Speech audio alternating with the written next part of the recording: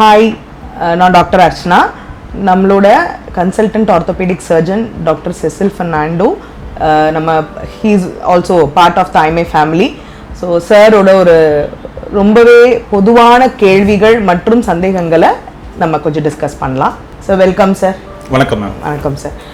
Sir, பொதுவாகவே எங்களுக்கு பார்த்தீங்கன்னா ப்ரெக்னென்ட் லேடிஸ் அவங்களுக்கு எதுவுமே வரக்கூடாது அப்படின்னு நம்ம ரொம்பவே பார்த்து வச்சுப்போம். பட் இருந்தாலும் sometimes accidents do happen. So when they come நம்ம அவங்களுக்கு ஒரு ஃப்ராக்சரை சஸ்பெக்ட் பண்ணுறோம் அப்படின்னா, பொதுவாக யாருக்காவது ஃப்ராக்சர்னா நம்ம எக்ஸ்ரே ஸ்ட்ரெயிட்டாகவே நம்ம அனுப்ப முடியும். பட் ப்ரெக்னென்ட் லேடிஸ்க்கு ஃப்ராக்சரை எப்படி சார் மேனேஜ் பண்ணுறது? So how to take x-ray, என்ன பண்ணலாம்? So as soon as once they come to OPD, எந்த ஒரு நார்மல் பேஷண்ட் மாதிரி அவங்களை எக்ஸாமின் பண்ணுவோம். பண்ணிவிட்டு எக்ஸ்ரே வேணுங்கிற பட்சத்தில் மட்டும்தான் பண்ணணும். முடிஞ்ச அளவுக்கு we try to avoid. Because clinically நம்மளால் ஃப்ராக்சரை டயக்னோஸ் பண்ண முடியும். ஓகே, எல்லாருக்கும் எக்ஸ்ரே பண்ணணும் அவசியம் கிடையாது.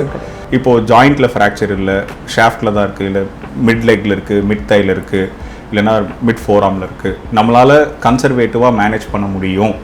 அப்படிங்கிற பட்சத்தில் there are senior orthopedic surgeons who do manage fractures conservatively even without x-rays. So x-ray கண்டிப்பாக பண்ணணும்னு ஃபர்ஸ்ட் அவசியம் கிடையாது. அண்ட் எல்லா ஃப்ராக்சருக்கும் ஆப்ரேட் பண்ணணும் அப்படிங்கிற அவசியமும் கிடையாது. There are fractures, most of which can be managed conservatively. அதாவது ஆப்ரேஷன் இல்லாமல் கட்டு போட்டு ட்ரீட் பண்ண முடியும். வெரி வெரி வெரி ரேர்லி என்னோட 10 years எக்ஸ்பீரியன்ஸில் இது வரைக்கும் ஒருத்தங்களுக்கு மட்டும் தான் ஆப்ரேட் பண்ணியிருக்கோம் ப்ரெக்னென்ட் லேடியில். அவங்களுக்கும் கூட மேக்ஸிமம் ப்ரிகாஷன் எடுத்து லெட் ஏப்ரான் போட்டு ரேடியேஷன் எக்ஸ்போஷர் இல்லாமல் டெக்னிக்ஸ் கொஞ்சம் மாற்றி முடிஞ்ச அளவுக்கு எக்ஸ்ரேயே இல்லாமல் ட்ரீட் பண்ணியிருக்கோம் சர்ஜரியில் கூட. ஸோ அதுவும் பண்ண முடியும். ஸோ இதோட இன்சிடென்ட்ஸ் பார்த்தீங்கன்னா very very less. Fracture in pregnancy itself is very less. Yes.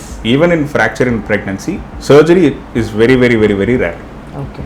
So அதுதான் the gist of fracture management in pregnancy. So அதனால் பயப்பட வேண்டாம். ஸோ யாராவது ஒரு நம்ம ரிலேட்டிவ் இருக்காங்க, ஃபேமிலியில் இருக்காங்க, ப்ரெக்னெண்ட்டாக இருக்காங்க, விழுந்துட்டாங்க, ஃப்ராக்சர் ஆகிடுச்சு, பதட்டப்பட வேண்டாம். பதட்டப்படாமல் consult nearby orthopaedic surgeon. First அவங்க பார்க்கட்டும், பார்த்து என்னன்னு சொல்லுவாங்க. அதுக்கப்புறம் you can take a call. ரொம்ப ரொம்ப கரெக்டாக சொன்னீங்க சார். ஸோ ஃப்ராக்சர் நம்ம கன்சர்வேட்டிவ் மேனேஜ்மெண்ட்டுக்கும் வழி இருக்குது அப்படிங்கிறது என்லைட்டன் பண்ணி most of it. Yeah, thank you. So next most common complaint, அது ப்ரெக்னென்ட் பேஷண்ட்டோ இல்லையோ, லேடிஸ் அப்படின்னாலே இடுப்பு வலி, low back Ek.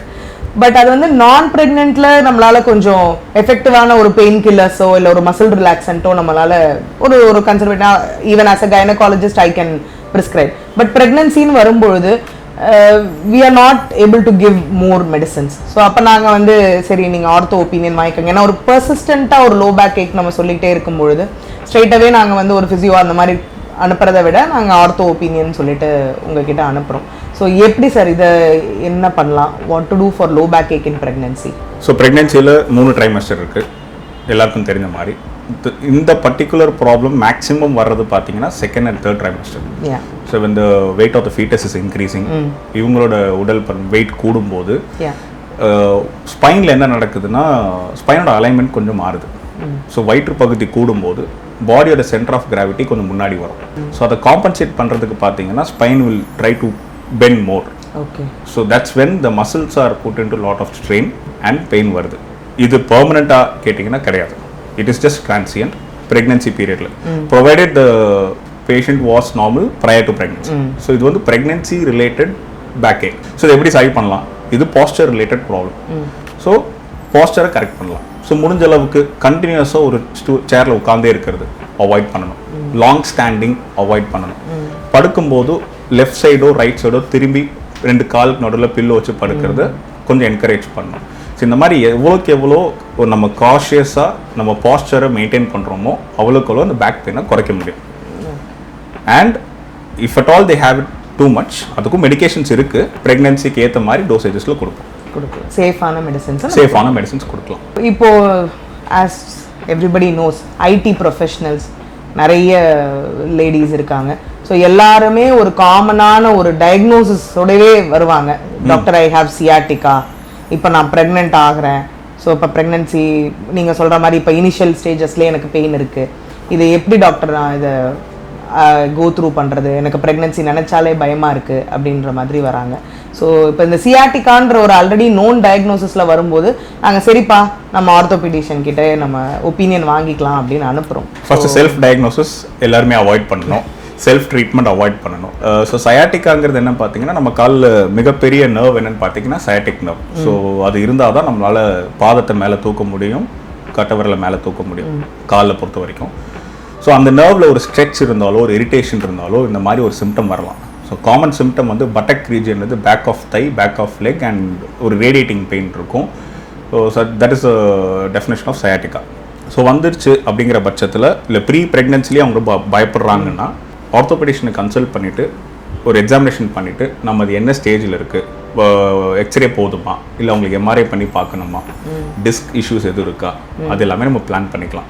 But pregnancy டைமில் வர்ற பட்சத்தில் அகெயின் வீக்னஸ் எதுவும் இல்லை, கால் நல்லா தூக்க முடியுது, கட்டவரல் தூக்க முடியுது, பாதம் தூக்க முடியுது, மோட்டார் வீக்னஸ் இல்லை, சென்சரி வீக்னஸ் எதுவும் இல்லைங்கிற பட்சத்தில் நம்ம பயப்பட வேண்டிய அவசியம் இல்லை. It will reduce as the pregnancy progresses and once postpartum period it should come down. Okay. So அவங்களுக்கும் இதே the posture correction exercise. Main posture and avoiding certain things. Bending forward and trying to lift anything heavy. And even a bucket full of water is heavy. In that case அவங்களுக்கு severe pain இருக்கும்போது and long distance travel two wheelerலயோ கார்லயோ அதெல்லாம் avoid பண்ணிக்கிறது better. So அந்த பட்சத்தில் இந்த lumbosacral belts use பண்ணலாமா சார், ப்ரெக்னென்சியில் யூஸ் பண்ணலாமா, அது நெக்ஸ்ட் டவுட் வருது. யூஸ் பண்ணலாம் but not too tight. So அதுக்குன்னு அந்த சைஸ் மேபி ஒரு சைஸ் கூடுதலாகவோ எடுத்துட்டு you can apply little loose and we can use that. We can use but அதையே நம்பி இருக்கக்கூடாது. ஏன்னா லம்போசேக்ரல் பெல்ட் கண்டினியூஸாக யூஸ் பண்ணும்போது என்ன ஆகும்னா நம்மளோட பேக் மசில்ஸோட ஸ்ட்ரென்த் கொஞ்சம் குறையும். ஓகே. பட் அது நமக்கு that is not what we desire. நமக்கு மசில்ஸ் நல்லாவே ஸ்ட்ராங் ஆகும். அதுதான் ஆஸ் அ கைனகாலஜிஸ்ட் நீங்களே சொல்லுவீங்க pregnant ladies should do exercises. So அந்த மாதிரி ஒரு கோர் மசிலோ ஒரு பேக் மசிலோ ஸ்ட்ரென்த் இழக்கிற அளவுக்கு நம்ம பெல்ட் யூஸ் பண்ணக்கூடாது. சில பேர் பெல்ட் போட சொல்லிட்டாங்க டாக்டர், நான் நாள் முழுக்க போட்டு உட்காருவேன், அப்படி இருக்கக்கூடாது. That is not advisable. இப்போ நீங்கள் ஒரு ட்ராவல் பண்ண போகிறீங்க, கொஞ்சம் வேலை இருக்குது, நின்றுட்டு ரொம்ப நேரம் பார்க்குறீங்க, அந்த டைம் மட்டும் யூஸ் பண்ணிக்கலாம். Again same, not only working women home maker அப்படின்னு கிடையாது, எல்லாருமே ஃபோன் யூஸ் பண்ணுறாங்க. இந்த ஹேண்ட் வந்து பயங்கரமாக யூஸ் பண்ணிவிட்டு இந்த இடத்துல இந்த பிரிஸ்ட் ஜாயிண்ட் கிட்ட பெயின் இருக்குது அப்படின்னு சொல்லிட்டு வராங்க. ஸோ அது நாங்கள் ப்ரெக்னென்சியில் ரொம்ப காமனாக பார்க்குறோம். ஸோ அதை பற்றி கொஞ்சம் எக்ஸ்பிளைன் பண்ணுங்கள் சார். ஸோ கார்பல் டனல் எங்கே இருக்குன்னு பார்த்தீங்கன்னா நம்மளோட ரிஸ்ட் ஜாயிண்டில் சுற்றி இருக்கிறது. அதுக்குள்ளே டெண்டன்ஸ் அண்ட் நர்வ் இருக்கும். ஒரு 9 tendons and 1 nerve. அந்த நர்வ் என்னன்னு கேட்டிங்கன்னா median nerve. For any reason அந்த டனலுக்குள்ளே வீக்கம் வந்துச்சுன்னா அந்த டெண்டனுக்கும் நரம்புக்கும் ப்ரெஷர் வரும். அது ஒரு அளவுக்கு தான் எக்ஸ்பேண்ட் ஆகும். It's an expansile tunnel. Pregnancy பார்த்தீங்கன்னா ஒரு ஹைப்பர் எடிமேட்டஸ் ஸ்டேட். இன் ஜென்ரலாகவே பிளட் வால்யூம் கூடும், ஃப்ளூயிட் கூடும். ஸோ அந்த டைமில் கார்பல் டனலில் ஃப்ளூயிடும் கூடும். ஸோ அப்போ நரம்பு ப்ரெஸ் ஆகும்போது நம்மளோட கையில் 3 விரல், thumb, index finger, middle finger and ring ஃபிங்கரில் ஒரு பாதி, இந்த 3.5 விரல் வரைக்கும் பார்த்தீங்கன்னா ஒரு டிங்லிங், ஒரு நம்னஸ் சென்சேஷன் வரலாம். ஸோ அதை கண்டுபிடிக்க முடியுமானா அதை நீங்களே வீட்டில் கண்டுபிடிக்கலாம். நம்ம இப்படி வணக்கம் வைக்கணும் இல்லையா, அதை அப்படியே ரிவர்ஸில் வச்சுட்டு ஒரு 30 செகண்ட்ஸ் ஹோல்ட் பண்ணுங்கள். ஹோல்ட் பண்ணும்போது அந்த 3.5 டிஜிட்ஸுக்கு டிங்லிங்கோ நம்னஸோ வந்துச்சுன்னா then there is high chance you're having carpal tunnel syndrome. But அதுக்காக ஆப்ரேட் பண்ணணுமா, ட்ரீட்மெண்ட் பண்ணணுமான்னு அவசியம் கிடையாது. பிகாஸ் ஒன்ஸ் ப்ரெக்னென்சி முடிஞ்சதுக்கப்புறம் ஃப்ளூயிட் குறையும் போது ஆட்டோமேட்டிக்காக அந்த சிம்டம்ஸ் ரிசால்வ் ஆகுது வாய்ப்பு இருக்குது. And if at all it's severe we can always treat it postpartum. Okay. But meantime என்ன பண்ணணும், கொஞ்சம் ரெஸ்ட் கொடுக்கணும், கொஞ்சம் ஸ்ப்ளிண்டிங் பண்ணலாம். இந்த splinting and rest will reduce most of the symptoms. So during pregnancy conservative management அதுலேயே சரி ஆயிடுச்சுன்னா 95 to 99% it will set right. Okay fine. So pregnant patients பற்றின ரொம்பவே நல்லாவே டீட்டெயில்டாக எக்ஸ்பிளைன் பண்ணிட்டீங்க சார். ஸோ இப்போ அதையும் தாண்டி அடுத்து பேஷண்ட்ஸோட கூட அம்மாக்கள், மாமியார்கள் வராங்க. ஸோ அவங்க வந்து they have to prepare themselves. அடுத்து வீட்டில் வர போகிற குழந்தைய பார்த்துக்கிறதுக்கும் அம்மாவை பார்த்துக்கிறதுக்கும் போஸ்ட் டெலிவரி அவங்கள ப்ரிப்பேர் பண்ணிக்கணும். ஸோ இந்த போஸ்ட் மெனபாசல், அதாவது பீரியட்ஸ் நின்னதுக்கப்புறம் வர போஸ்ட் மெனபாசல் விமனுக்கு இந்த டெக்ஸா ஸ்கேன் அதுங்கிறது எவ்வளோ இம்பார்ட்டன்ட் சார், எவ்வளோ ஃப்ரீக்வெண்ட்டாக பண்ணணும், அதுலேருந்து நம்ம என்ன தெரிஞ்சுக்கிறோம்? நீங்கள் சொன்ன மாதிரி மேம், அந்த பெரிய மெனபாசல் பீரியடில் லேடிஸ்க்கு உடம்புல நடக்கிற ஹார்மோன் சேஞ்சஸ்னால போனில் கால்சியம் சத்து குறையலாம். ஸோ அது எப்படி நம்ம கண்டுபிடிக்கலாம்னா அதுதான் DEXA scan, dual energy X-ray அப்சார்ப்ஷியோமெட்ரின்னு சொல்கிறோம். ஸோ அதில் வந்து நமக்கு தெரியும் ஸ்பைன்லேயோ ஒரு ஹிப் ஜாயிண்ட்லையோ these are the 2 common places where the quantify எவ்வளோ இருக்குங்கிற பட்சத்தில். ஸோ அந்த ஸ்கோரை வச்சு இவங்க நார்மலாக இருக்காங்களா, இல்லை ஆஸ்டியோபீனிக்காக இருக்காங்களா, இல்லை ஆஸ்டியோபோரோட்டிக்காக இருக்காங்களா நம்ம கிளாஸிஃபை பண்ணலாம். அது எதுக்கு இம்பார்ட்டன்ட்டு பார்த்தீங்கன்னா, if she is osteoporotic there is very high chance of fracture. Like neck of femur, இடுப்பு பகுதியில் IT fractures, முதுகுல spine fractures. These are the 3 common fractures, and apart from that wristல distal and radius fracture னு சொல்லுவோம், அது கூட காமனா வரும். So இதெல்லாம் தடுக்கணும்னா முன்னாடியே நம்ம ஒரு இயர்லி ஒன்ஸ் ஒரு டெட்ஸா ஸ்கேன் பண்ணி போன் ஸ்ட்ரென்த்தை பார்த்து அதுக்கேற்ற அளவுக்கு கால்சியம், விட்டமின் டி சப்ளிமெண்டேஷன் இல்லைனா பிஸ்பாஸ்பனேட் சப்ளிமெண்டேஷன் பண்ணிக்கிட்டால் இந்த ஃப்ராக்சர்ஸை தடுக்கிறதுக்கான வாய்ப்பு இருக்கும். ஓகே. ஸோ இதை பற்றி பேசும்போது அடுத்த கொஸ்டின் அவங்க கேட்குறது, டாக்டர் எவ்வளோ நாள் நாங்கள் கால்சியம் டேப்லெட் எடுத்துக்கலாம்? பிகாஸ் நிறைய இப்போ பேஷண்ட்ஸ் வந்து கால்சியம் எடுத்துட்டா ஸ்டோன்ஸ் வருமா, எனக்கு அது பயமாக இருக்குது, எனக்கு ஃபேமிலி ஹிஸ்ட்ரி ஆஃப் ஸ்டோன்ஸ் இருக்குது, எனக்கே ஆல்ரெடி கிட்னியில் ஸ்டோன்ஸ் இருந்திருக்கு, அப்போ நான் கால்சியம் எடுக்கலாமா, என்ன மாதிரி கால்சியம் எடுக்கலாம், எவ்வளோ நாள் எடுக்கலாம் அப்படிங்கிறது அவங்களோட அடுத்த கொஸ்டின். ஸோ கால்சியம் ஃபர்ஸ்ட் நம்ம நார்மல் டயட்டில் எடுக்கணும். ஓகே. அதுக்கப்புறம் தான் வந்து சப்ளிமெண்டேஷன். ஸோ அதுக்கு ஒரு ரிக்வயர்ட் டயட்ரி அலவன்ஸ் இருக்குது. ஸோ நம்மளால் ஃபுல் ஆர்டிஏவை நார்மல் டயட்டில் எடுக்க முடியாத பட்சத்தில் தான் நம்ம சப்ளிமெண்டேஷன் பண்ண போகிறோம். ஸோ நம்ம கொஸ்டின் நீங்கள் பார்த்தீங்கன்னா பெரி மெனபாசல் ஒரு போஸ்ட் மெனபாசல் பீரியட். ஸோ அதுக்கு ஒரு ஃபிக்ஸட் லிமிட் கிடையாது. ஒரு 1 இயர் கொடுக்கணும், 2 இயர்ஸ் கொடுக்கணும், 3 இயர்ஸ் கொடுக்கணுங்கிற மாதிரி ஒரு ஃபிக்ஸட் லிமிட் கிடையாது. So in general supplementation of calcium of 500 mg per day is enough. Okay. But with regards to the question of stone formation, calciumல நிறைய ஃபார்ம்ஸ் இருக்கு. 2 main forms are carbonate and citrate. So carbonate வந்து கொஞ்சம் stone formation இருக்கலாம். Citrateல அது இருக்காது. So the doctor is going to prescribe. He is going to see whether நீங்க already CKD பேஷண்டா இல்லை வேற ஏதாவது இஷ்யூஸ் இருக்கான்னு பார்த்துட்டு தான் கொடுக்க போறாங்க. ஸோ அதை பயப்படுறதுக்கு ஒன்றும் இல்லை. And you need to give at least 2000 mg of calcium per day for the stone formation. The dose is very high. Okay. நம்ம அவ்வளவு கொடுக்க போறது கிடையாது. நம்ம அதுல 1/4 தான் கொடுக்க போறோம் because we want the patient to take natural source of calcium. Okay. It is just an additional supplementation and I think we have to continue it based on the patient. ஒருத்தங்க ரொம்ப osteoporotic இருப்பாங்க. One might be just osteopenic. அதுக்கு ஏத்த மாதிரி duration மாறும். Okay. Sir, various reasons we are doing uterus removal for all age groupsல நம்ம பண்றோம். So அப்போ எல்லாருமே ஃபஸ்ட்டு கேட்குற கொஸ்டின் வந்து கர்ப்பப்பை எடுத்துட்டா ஃப்ராக்சர் வருமா டாக்டர், போன்ஸ்லாம் ரொம்ப வீக் ஆகிடும்னு சொல்கிறாங்க அப்படிங்கிறத கேட்குறாங்க. ஸோ அப்போ என்ன மாதிரியான ப்ரிகாஷன்ஸ் அண்ட் ப்ரிவென்டிவ் மெத்தட்ஸ் அவங்களுக்கு எடுத்துக்கலாம்? கண்டிப்பாக சான்ஸ் இருக்குது. But depending upon the age again. நீங்கள் வந்து இப்போ நம்ம ஹிஸ்டெக்டமி வந்து ஒரு less than 45 years 50 years ரொம்ப யங் ஏஜில் பண்ணுறோம். They have very high propensity of fractures. ஏன்னா பாடியில் ஈஸ்ட்ரஜன் ஒரு ஹார்மோன் இருக்கும். So that plays a crucial role in calcium maintenance. So hysterectomy அப்புறமும் சரி ஈஸ்ட்ரஜன் ஒரு லெவல் குறையிறதுக்கான வாய்ப்பு அதிகமாக இருக்கும். ஸோ ஈஸ்ட்ரஜன் குறைஞ்சிச்சுன்னா போனில் அகெயின் கால்சியம் தக்க வைக்கிற சக்தி ரொம்ப குறையுது. So the calcium tries to come out of the bone. Bone becomes very weak. Okay. That's when the problem starts. நின்றுட்டு இருப்பாங்க, சடனாக உட்காந்துருப்பாங்க, ஃப்ராக்சர் ஆகலாம். Even a trivial trauma can cause fractures. In anyone post hysterectomy. அப்போ அவங்களுக்கு என்ன பண்ணணும்? Supplementation பண்ணணும். Supplementation again multiple forms. Just calcium, vitamin D எடுக்கலாம். பிஸ்பாஸ்பனேட்ஸ்னு ஒன்று இருக்குது, எடுக்கலாம். பிஸ்பாஸ்பனேட்ஸில் மல்டிபிள் டைப்ஸ் இருக்குது. ஒன்று வீக்லி ஒன்ஸ் டோஸ் இருக்கும், ஒன்று இயர்லி ஒன்ஸ் டோஸ் இருக்கும், இல்லைனா மோனோக்ளோனல் ஆன்டிபாடிஸ் இருக்கும், அதுவும் எடுக்கலாம். Highest of it I think is the hormone replacement therapy. அது எல்லாருக்குமே தேவைப்படாது. Only for those who are very young and who are very osteoporotic. So talking about the supplements to be given after the uterus removal or even after menopause அப்படிங்கும்போது denosumab அப்படிங்கிற injection பற்றி நிறைய queries வருது. So அதை பற்றி கொஞ்சம் enlighten பண்ணுங்க. denosumab வந்து மார்க்கெட்டில் ரொம்ப வருஷமாகவே இருக்குது. But for many reasons it is not that widely used. And dosage பொறுத்த வரைக்கும் நீங்கள் கேள்வி கேட்டதுனால it is twice in a year. நம்ம வந்து அப்பர் ஆர்ம் இல்லைனா அப்பர் தையில் ஒரு இன்சுலின் இன்ஜெக்ஷன் செல்ஃபாக போடுற மாதிரி தான். It's a subcuticle injection, subcutaneous dose. 2 doses are there, 60 or 120, again that depends. But என்ன ப்ராப்ளம்னா there are multiple articles where there are certain complications related to it. Like ஜாவில் வந்து எலும்புக்கு வந்து உயிர் போகலாம், ஆஸ்டியோநெக்ரோசிஸ்ன்னு சொல்லுவோம், அது வர்றதுக்கு வாய்ப்பு இருக்குது. and there is a chance of reactivation of latent tuberculosis. அது கூட publication ஆயிருக்கு. Okay. So whoever is having less immunity, அவங்களுக்கு இது கொடுக்கிறது கொஞ்சம் ஒரு avoid பண்றது better.